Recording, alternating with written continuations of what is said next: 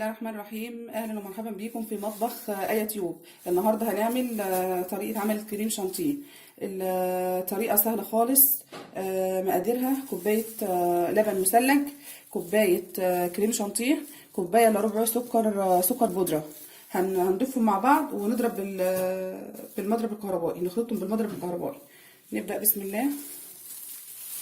هنضيف الكريمه، عليها السكر بودرة،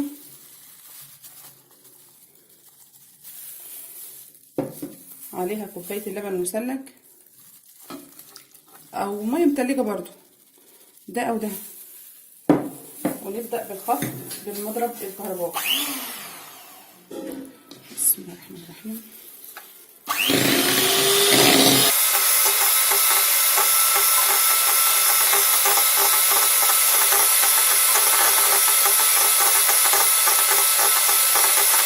هنضطر نضرب بالمضرب لحد ما نوصل للقوام المطلوب. هياخد وقت بس بصراحة هيظهر لنا نتيجة كويسة جدا.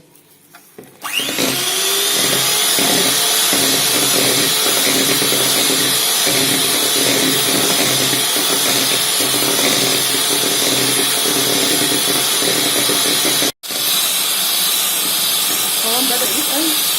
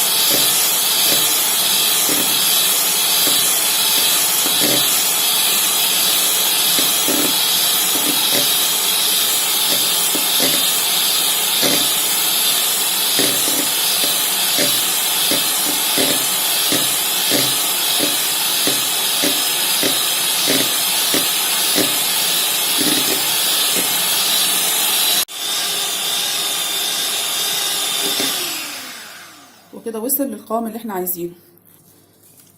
قوام جميل جدا، وانصحكم ان تجيبوا الكريمه السايبه احسن من الاكياس، بتدي معاكي كميه كبيره ونتيجتها هايله جدا. وشكرا، السلام عليكم ورحمه الله وبركاته. ان عجبكم الفيديو اعملوا اشتراك في القناه.